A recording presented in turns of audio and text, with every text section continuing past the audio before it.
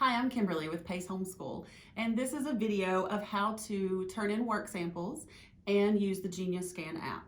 Okay, so the basic thing about work samples is if you're using book curriculum, you will want to make sure that you put a grade at the top of the page and then take a picture of 2 work samples that your child has completed. The art is 2 graded pages of a project or 2 projects that they've done. And then the PE and the music is a class progress log that will look like this. You can also use another spreadsheet that you might have on your computer or any other way that you might log any of those time frames that they're doing PE or that they're doing their music lessons and practice. Okay, so let's move on to the Genius Scan app. The app is going to look like this. If you will move, yep. It looks like this orange square with the outline of what I call a volleyball in it. Oops. And it opens to be like this. Now this is called a file, and I'm going to teach you how to create a file to turn in your work samples for each student. You'll push the little orange circle with the white plus sign, and you'll move 1 page in, and as you lift, it picks where you're going to take your picture. And I have a list of pages here that we're going to log for this student. Add from camera.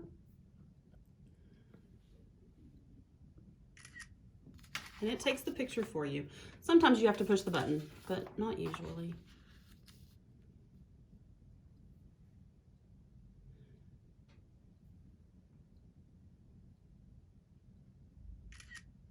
Okay, and that student is finished for the work samples that I have for them. So I'm gonna come up here and tell myself what student it is. I'm gonna click the date and the X, and now it's blank. So I'll write Macmillan, maybe semester 1 work samples. And I'll click save. And now when I click the back arrow, I have a folder for that student. And I'll move on to my next student. Sorry, I'm grabbing my papers. Now the good thing about this app is I can take it from any workbook. I don't have to make copies of the pages. I did that for ease right now. So I'm gonna click the plus, so it opened a whole new folder for me. And I'm gonna do my next student.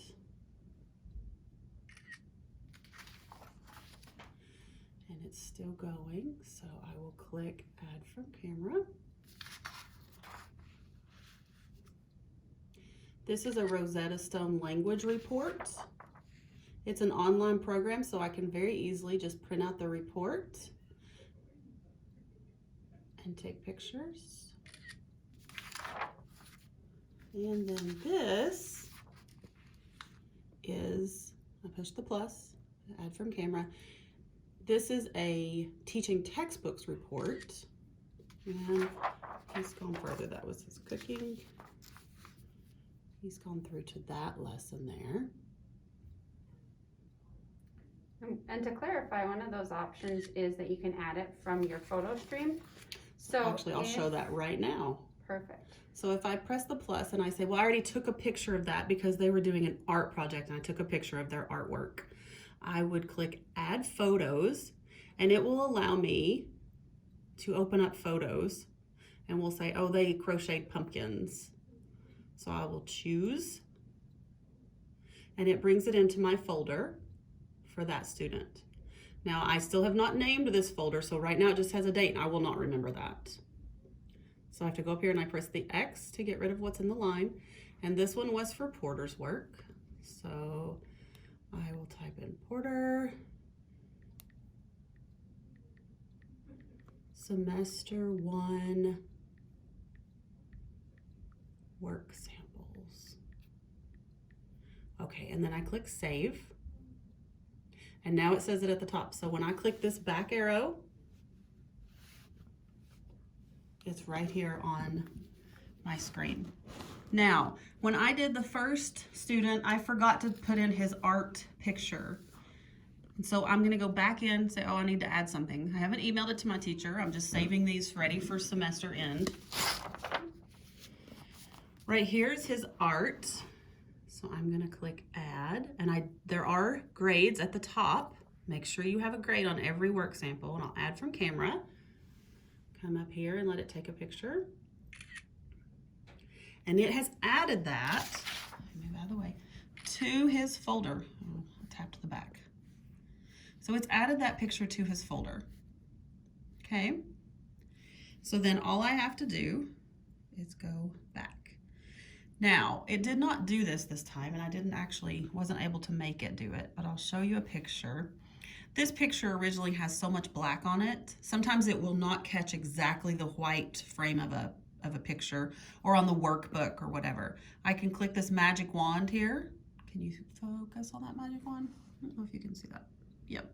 Okay, so I'll click the magic wand, and right here I can recrop it into the edit, and it gives me the option to move these corners in. So I can move them in to get rid of a lot of the border, or if it took extra pictures of my table, I can do that, and then I just click done, and it saves the newly cropped picture. I can turn it if it fixes it and switches it to another side, turn it back. And then there are filters where I can change it. So if I had a picture and I just wanted it to be a crisp black and white, I can change that, or I can put it in the color. That's the picture of the actual photo.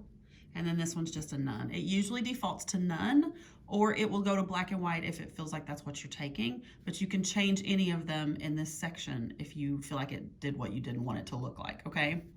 And then when I'm done, I just click the X to get rid of that. And now I'm ready to email this whole folder to my teacher.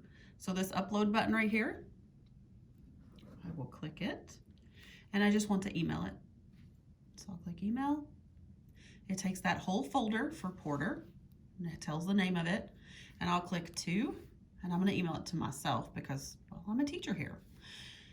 And it pops up my email. Once you send your email a few times, it will always pop up that teacher's email. And I click it. It already has a subject because it takes the title of my folder, and then I just click send. You can also write a note to your teacher. I can write a note, so I'll do that on the next one. So I'll go back, and now I'm ready to send the one I took of this student here, of the artwork and stuff. So I'll go down here and click the upload, and I'll click email.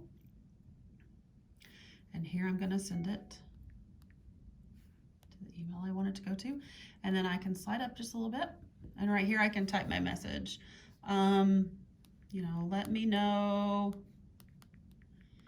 if I missed anything. So maybe I wasn't for sure. Thanks. Okay, and then I'm going to press send, and my teacher will get that one with the note attached.